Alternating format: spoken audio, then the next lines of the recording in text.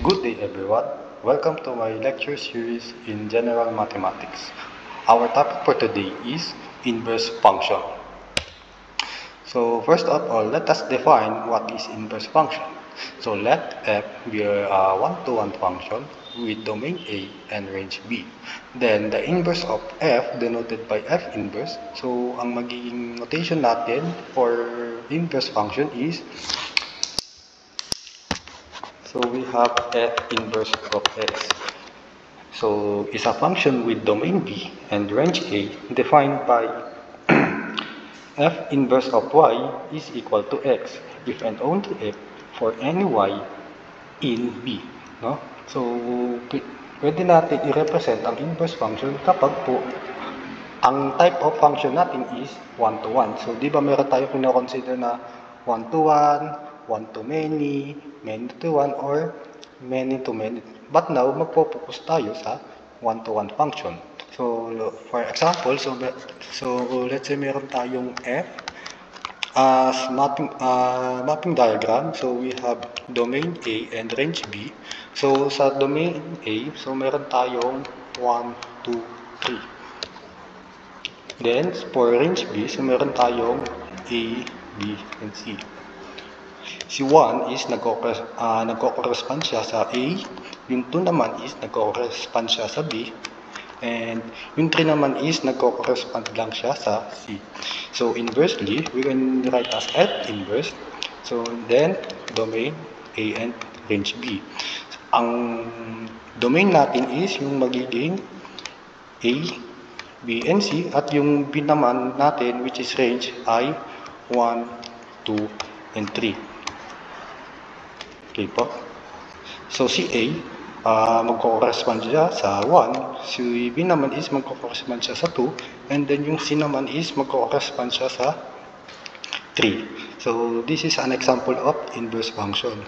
So, paano naman pag set of ordered pairs, no? So, let's say we have G is equal to, so let's say 1A, so and then 2B, and 3C. Then inversely, we can write as G inverse is equal to, so we have A1, then B2, and C3. So this is an inverse function of G. Okay po. So another example, so meron akong mga meme dito, no? So ang original function natin is yung ice cream. Then ang inverse natin is, so naging baliktad. So nasa ibabaw naman yung apa, then yung hugis apa naman is yung mismong ice cream. Another example, so yung original function natin, so makikita nyo, yung tao ay dinadissect yung palaka, then yung magiging F inverse natin is yung mga palaka naman yung nagdadissect sa tao.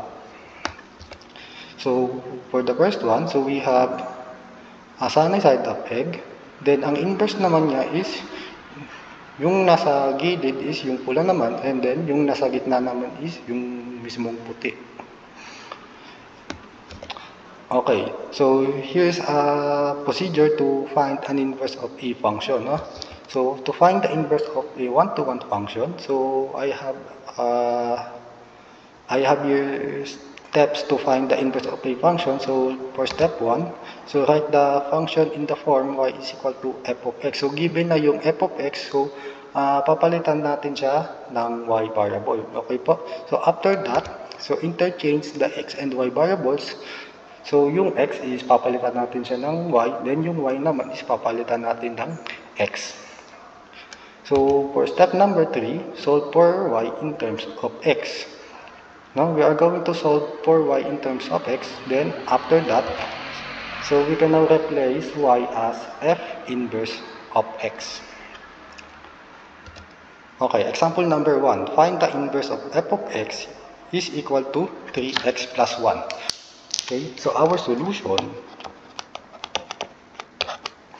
so yung f of x, we can now replace as y, no? So that's that will become y is equal to 3x plus 1. So for step number 2, let us interchange the variable x and y. So magiging x is equal to 3y plus 1.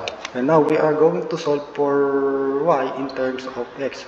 So what we are going to do is transpose na natin itong positive 1 doon sa left side, no? So that will become x minus 1 is equal to 3y. Then we are going to divide both sides by 3.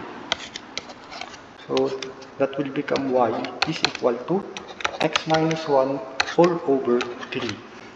So therefore, pwede natin siya isulat as f inverse of x is equal to x minus 1 all over 3. And this is our final answer.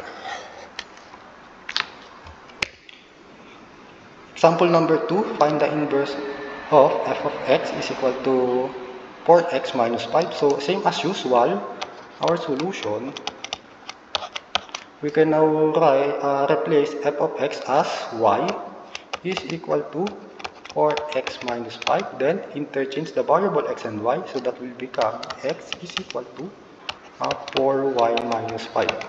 Then we are going to solve for y in terms of x. So transpose natin itong negative 5. So magiging x plus 5 is equal to 4y. And we are going to solve for y, divide both sides by 4.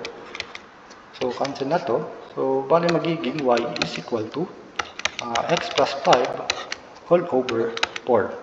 So therefore our final answer, f inverse of x is equal to x plus 5 over all over 4.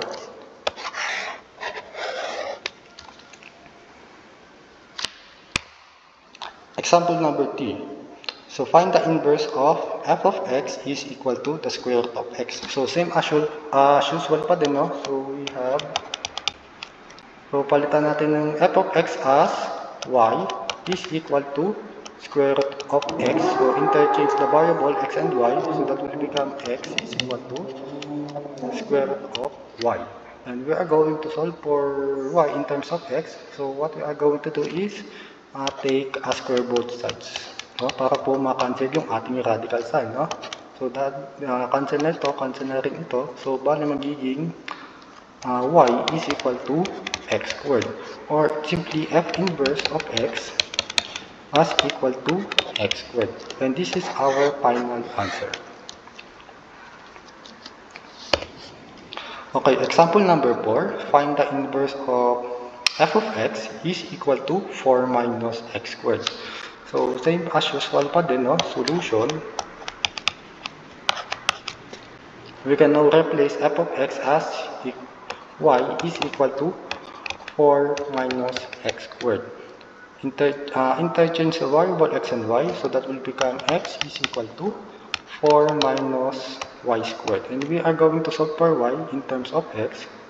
Pwede natin i-transpose itong x dito sa right side at itong negative y squared dito sa left side, no? So bali magiging y squared is equal to 4 minus x, and so we are going to remove this exponent, which is 2. So let us square root property.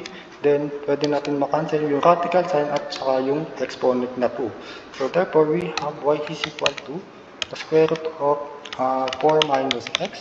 Then our final answer, so f inverse of x is equal to 4 minus x.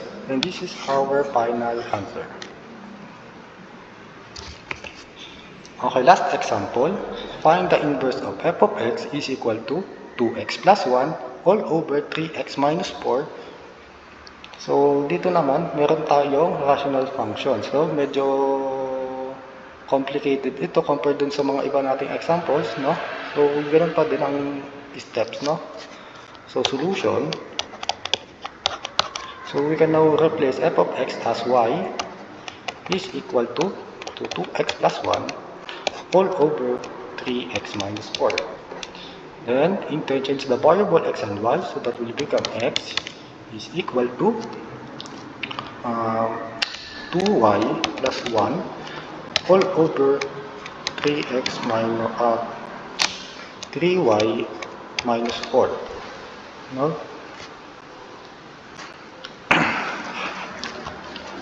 So now in this case, pwede natin itong isulat as x over 1.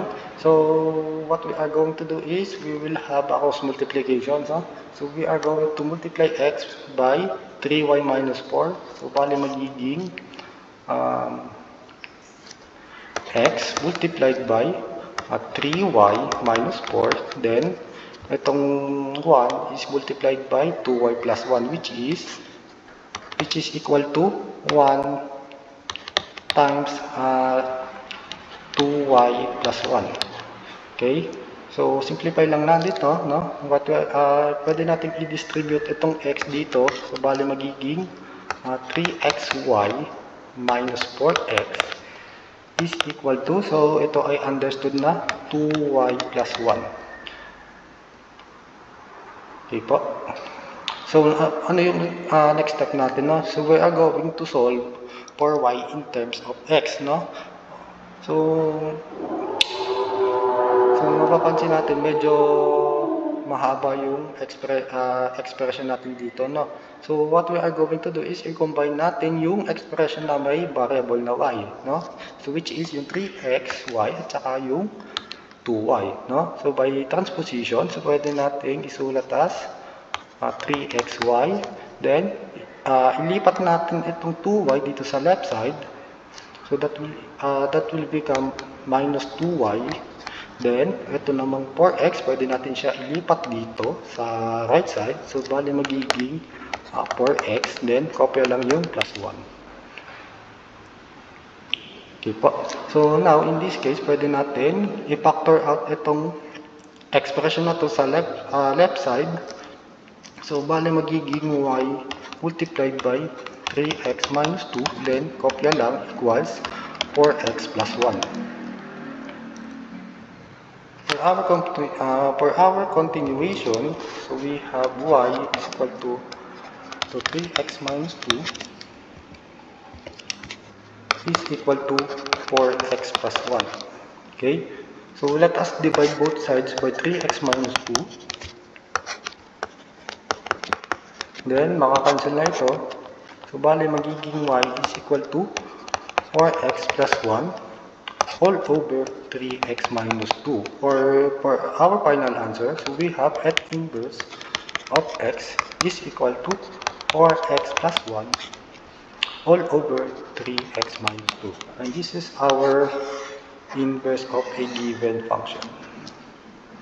And that's all for today. Goodbye.